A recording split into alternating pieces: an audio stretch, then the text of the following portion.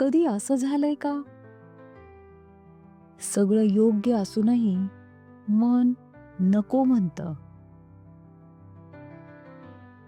कर्तव्य समोर असतं, पण भावना आड येतात. अर्जुनही याच अवस्थेत होता आणि तिथूनच सुरू होते भगवद्गीतेची सुरुवात. आज आपण पाहणार आहोत भगवद्गीता अध्याय 1, अर्जुन विषाद योग. कुरुक्षेत्रावर 2 सैन्य उभे आहेत, पांडव आणि कौरव. युद्ध अटळ आहे. धर्मासाठी लढणं आवश्यक आहे. पण अर्जुनाच्या मनात वादळ उठलेलं आहे.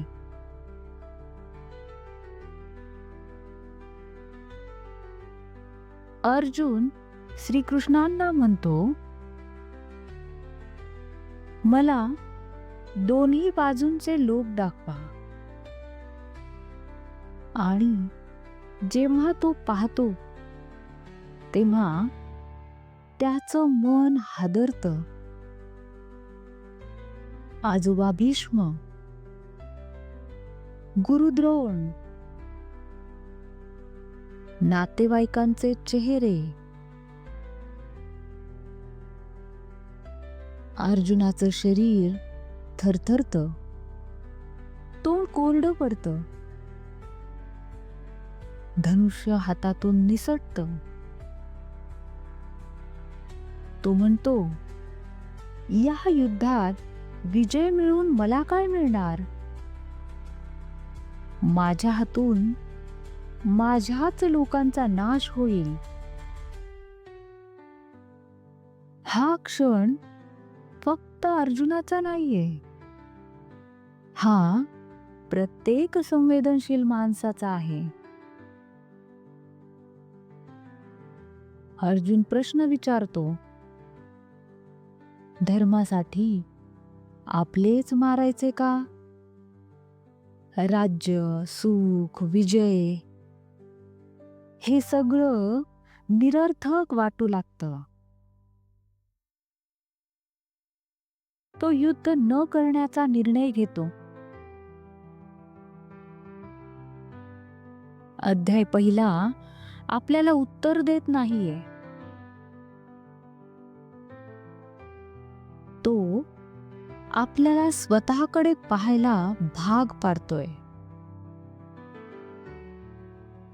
योग्य निर्णय घेण्याआधी मन किती गोंधळलेलं असतं हे तो दाखवतोय. अर्जुन पळून जात नाहीये, तो मार्गदर्शन शोधतोय. अर्जुन विषादात आहे, पण त्याच विषादातून ज्ञानाची सुरुवात होते. आणि इथूनच श्रीकृष्ण बोलणार आहेत, उपदेश देणार आहेत. आणि पुढचा अध्याय 2 आपल्याला जीवनाला दिशा देतो. जर अर्जुनासारखा गोंधळ कधी तुमच्या मनात आला असेल तर हा व्हिडिओ फक्त तुमच्यासाठी आहे. व्हिडिओ लाईक करा, चॅनल सबस्क्राईब करा. पुढच्या व्हिडिओमध्ये भगवद्गीता अध्याय 2, जीवन बदलणारा उपदेश आपण पाहणार आहोत. प्रश्न असणं कमजोरी नाही, उत्तर शोधणं हेच खरं शहाणपण आहे.